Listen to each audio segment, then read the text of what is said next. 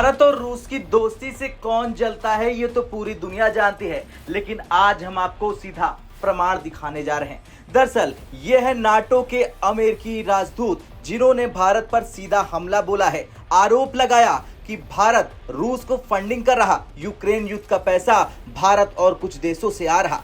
सवाल उठ रहा कि क्या वाकई भारत रूस की मदद कर रहा या फिर अमेरिका अपने हित साधने के लिए भारत को बलि का बकरा बना रहा है। आज इसी मुद्दे पर आपके साथ हम करेंगे चर्चा।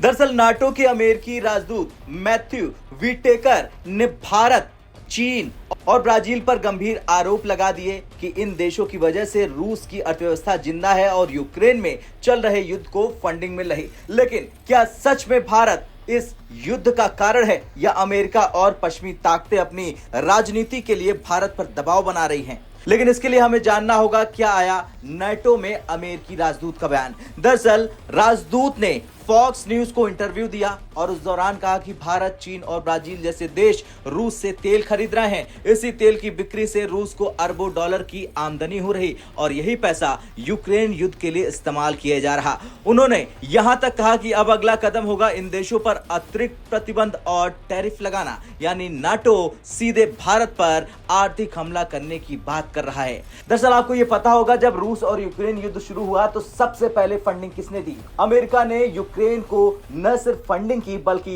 हथियारों की सप्लाई भी की। अमेरिका और पश्चिमी देश चाहते थे कि कोई भी देश रूस से तेल या गैस न खरीदे। यूरोप ने तो काफी हद तक रूस पर निर्भरता घटा दी, लेकिन भारत और चीन अभी भी अड़े हुए हैं और वो लगातार रूस के साथ कंधे से कंधा मिलाकर आगे बढ़ रहे हैं। जहां तक बात भारत की है, भारत ने खुले मंच से ये कह दिया है कि रूस से सस्ता तेल हम खरीदेंगे और अपनी अर्थव्यवस्था को आगे बढ़ाते जाएंगे। लेकिन इसी में ट्विस्ट आता है अमेरिकी राष्ट्रपति डोनाल्ड ट्रंप का, जो पहले से ही भारत पर नाराज है रूसी तेल खरीद को लेकर। ट्रंप प्रशासन ने भारत पर 25% का अतिरिक्त टैरिफ लगा दिया। नतीजा यह हुआ कि भारतीय सामानों पर शुल्क 50% तक पहुंच गया। लेकिन भारत नहीं झुका। भारत ने सीधा सीधा दबाव बनाने की कोशिश कर दी उल्टा अमेरिका पर। अमेरिका में कई अर्थशास्त्री और अमेरिका के पूर्व एनएसए ने भी ट्रंप को यह समझा दिया कि भारत झुकने वालों में से नहीं है।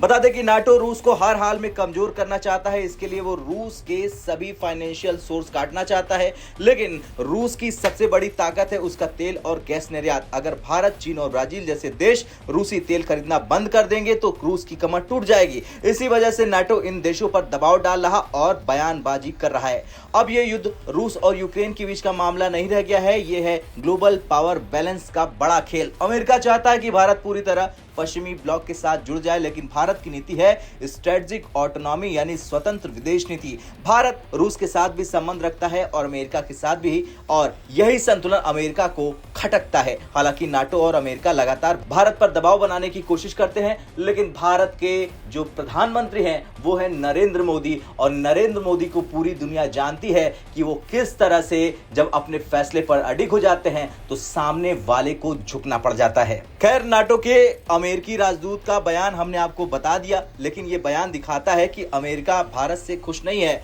वो चाहता है कि भारत रूस से तेल खरीदना बंद करे, लेकिन भारत का कहना है कि वो अपने राष्ट्रीय हितों से समझौता नहीं करेगा। अब बड़ा सवाल यही है, क्या अमेरिका सच में भारत पर और नए प्रतिबंध लगाएगा या फिर भारत और अमेरिका के रिश्तों की मजबूरी ऐसी है कि ये सब सिर्फ दबाव बनाने की रणनीति है? आपको क्या लगता है, क्या भारत को अमेरिका की बात मानकर रूस से तेल खरीदना बंद कर देना चाहिए या फिर अपने हित में ऐसे ही फैसले आगे भी लेते रहना चाहिए? कमेंट कर जरूर बताएं।